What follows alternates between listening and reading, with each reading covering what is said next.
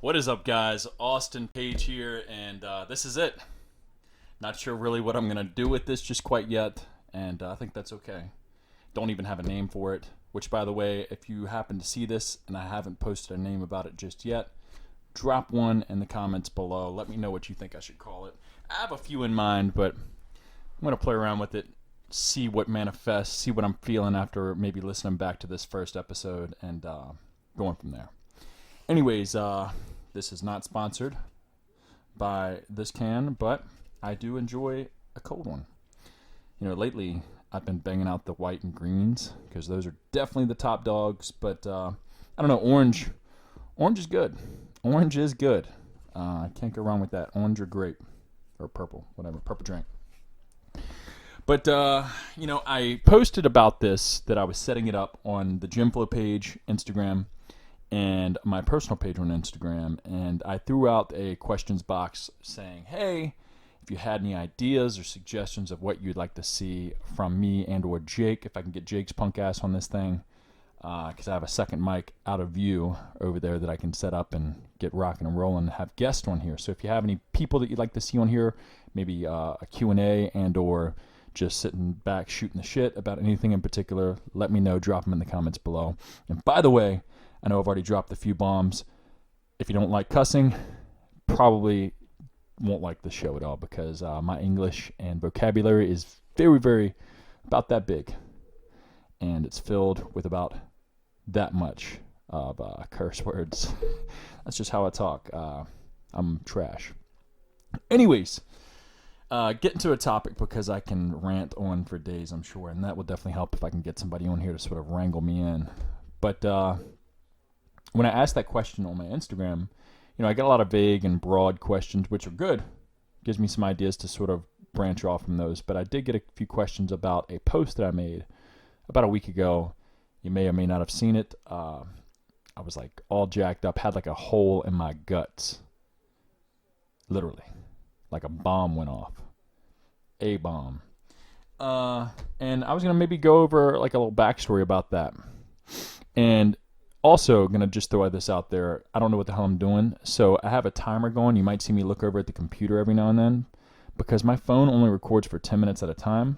So I may have to stop, pause, take a break, get a new video going, and have another 10 minutes, depending on how long this goes.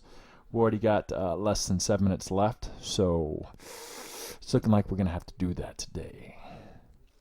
I'll get a legit camera for the next one. I didn't realize this until after I started. Also, if anything else you see going on, I'm going to be working the kinks out. Every time I do it, I'm trying to make these better. I'm sure you already know. Anyways, getting back to the story. The wreck. So it was May 9th, 2010. I like to party. I still like to party, but I liked to party back then. It was just out of high school. I'd been in college for some time, community college, by the way. Definitely still a waste of time, but I would party on the weekends with friends and whatnot. So, and I didn't drink and drive often, but I happened to this night, and I paid to play. Do not drink and drive. So, started off, went to a party. I had a 1995 Camaro. Thought I was a rock star. And I'm sure I'm going to throw pictures up throughout this so you can see everything. But I was at a party, and I guess it got late. I really don't remember the night too much after it got dark, which sometimes happens. And I guess I ended up wanting to go home. I don't remember. I don't think anybody tried to stop me, which is okay. It's not their fault. I parked way out of the way so I could just start my car and just dip out whenever, and especially when everybody else is drunk.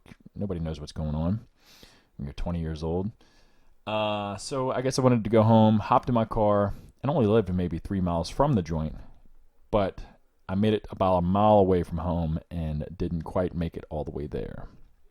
So from the state trooper that had, written up the whole scene, had said that I was trying to go down this straight stretch, which was definitely less than a mile away from home. And I hung it way too fast because I'm a rock star. And the ass end of the Camaro kicked out. The ass end smacked the embankment. And I flipped like backwards, supposedly, through this front yard of a trailer and flipped a few times and landed upright against a tree. Now the Camaro had T-tops, so fortunately I never wore my seatbelt. Like, I usually didn't because it wasn't cool. But that night I just happened to know that I was going to be doing some dumb shit, so I threw on the seatbelt. And funny thing is that the trailer front yard that I wrecked and landed into, those people didn't even it was early, it was like 2 or 3 in the morning, but they didn't even come out to like check on me or see what the hell happened in their front yard. It was actually 3 houses down. This older lady said she had heard like a bomb go off, and heard my car motor just revving, sitting there revving. And she came out and saw the car leaning up against the tree and came over real quick, saw me trying to get my seatbelt unbuckled. I was cussing up a storm, and she helped me get out of the seatbelt and pulled me away from the car because she said it was smoking and she was just worried, which is all cool. I was plenty of not sober, plenty of, I guess, sudsed up to not really feel anything, or at least remember it. So thank you to her. Anyways, obviously ambulance, all that stuff came. They picked me up, took me to the local hospital in Tappahannock, and they could do nothing for me there. They realized that I was a bigger situation that they could handle with, and they shoot me straight up to, which is now, I believe called VCU Medical Center here in Richmond. And they started the chopping. Now, when something like that happens and they just don't know what's internally going on, they could just tell something was fucked up. They don't take their time and just like make a small cut and just peek in. They go from top to bottom, just fillet you open and see what's going on. Especially, I guess, they could just tell that something was fucked. And long story short, I guess I woke up a day or two later, which I keep on looking over there. We're getting close. Got about 2.5 minutes. I know this is kind of weak that I'm having to do that, but just deal with it for the first one. Deal with it. Anyways, I woke up a few days later, definitely drugged up, morphined up, and I'd come in and out, but I didn't really know what was going on. I didn't even know that I was like in the hospital. I thought it was like a dream, you know? And finally, like a few more days later, I finally come to enough to like understand what's going on. And I look down and I got this gaping hole in my stomach. My legs are in like makeshift braces. I got hoses coming out of everything. My nose, my sides, my chest, my neck. I mean, I'm like hosed up. And they told me that I'd been in a wreck and definitely probably broke my legs and ruptured my intestines. And they were trying to fight off an infection that had happened, and it wasn't looking good. The infection kept on coming back. And because I had literal shit explode inside my body because my intestines ruptured. So just shit, alcohol, food, whatever, just soaking it up. So a few more days go by.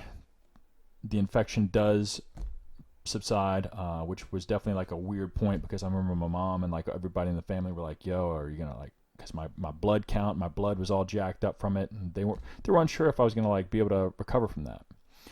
Which at the time you're so doped up and just like whatever, I probably wouldn't have cared. But looking back on it, definitely grateful that I had an awesome team working on me, and I came through and pulled through on that. I'm gonna take a little time out right here. Gonna reset this phone and this bad boy, and we're gonna get right back to it. And we're back. So made it through the infection, and then they started to obviously work on my legs, the stuff that wasn't so much important after that. And they figured out not only did I rupture my intestines, but I blew out my legs. So pretty much from the knees down, I had shattered bilateral tib-fib fracture, which means both the bones in your shins, I like blew them apart. And also blew out my left ankle in the process as well. So in total, they had put in my left leg 18 screws and 5 plates, and then in my right leg 1 plate with like 5 or 6 screws in that side. And I'm sure I threw up a picture of the the X-ray of that. And all that metal is still inside my legs. Like they said, I could pull it out or get surgery to take them out. Because sometimes if I'm wearing like a boot, definitely like if I'm going snowboarding, skiing, or like rollerblading or something like that, or if like a tight shoe, my ankle gets a little weird because the screws are just pressing up against my skin. But they said the trouble and time to go through like pulling the screws out, healing, because I'd have to get put in another cast, not be weight bearing because they'd just be leaving gaping holes in my bones. I'm just gonna tough it out until I just can't anymore. But anyways, very fortunate because they were able to put me together and get me healing back up.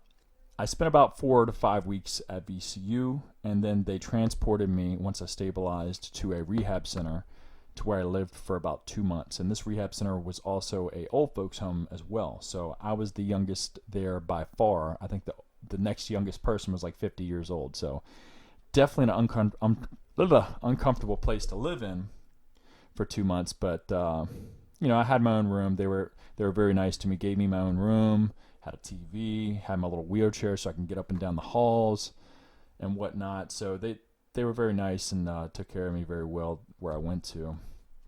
But during that 2 months, I had to learn how to walk again, do daily simple tasks, like shit that you wouldn't think you'd forget how to do, but like you just couldn't connect. Like I couldn't walk. I couldn't even stand up. It was wild. Like I couldn't even connect the muscles. And I'd lost a lot of muscle. So before the wreck, pre-wreck, I weighed maybe, back then I wasn't hitting the gym that often. I was maybe weighing around like 160, 165. I was going to the gym maybe 2-3 times a week. Nothing serious. Didn't know what I was doing. And after the wreck, once I left, I believe I weighed 115 or 118 pounds. So I was definitely a skin and bones type of dude. So I didn't have much strength to begin with. I remember the first day getting up in crutches, like the ones that go around your arms, and learn how to walk. I made about 5 steps to where I was about to black out just from like all the exertion, and that was it for the day. Like my first day was like 5 steps, and it was like with the walker in front of me and the belt around me. Like it was ridiculous. But I jumped back pretty quickly. Fortunately, I had age on my side. I was only 20 again. But after 2 months there, I was able to walk out of there on my own with the help of some crutches here and there. And about 6 months later is when I was like 100% recovered, doing normal things, able to run, getting up and off the floor, able to get myself off the toilet by myself, shower myself, just simple shit that you wouldn't think you would need help to do.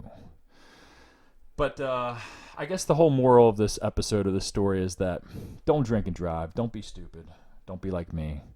Learn from me, because you have to pay to play.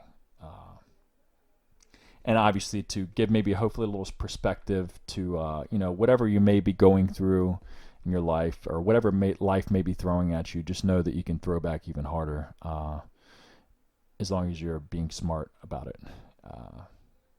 You can do anything for real. But anyways, drop in the comments below any suggestions you'd like to know more about me, Gymflo, Jake, any guests we'd have on that I need to reach out to. What would you like to see next from me? I know this is just sort of like a teaser, a little thing to throw out there to get a vibe from, but hopefully maybe you got something from this story and realize that you can get knocked down pretty hard, but you can also get up and move on and almost forget about it. Like I look back at some of these pictures and I don't even realize that like that actually happened. I'll look down at my stomach, my abdomen's all fucked up. Like I am missing a lot of muscle in my abdomen. It's almost like a pregnant woman's abdomen, where their abs split apart and they have to like do surgery to put them back together. And they've done that twice so far and it really hasn't held. And I have serious atrophy down there. So you can, like, if I eat like a huge meal, you can see my guts move like worms under my skin. It's kind of gross. But thank you all for listening. Hope you enjoyed this. Again, this is very impromptu, makeshift, as I continue to try and make this better, getting a more legit camera so I'm not having to break like I did, and getting a vibe of what I'm going to be doing with this. Hopefully I can give back, help you out in any way. If you want, or like I said, have suggestions, drop them in the comments below. Thanks again, y'all, and I hope to continue doing this. See you next time.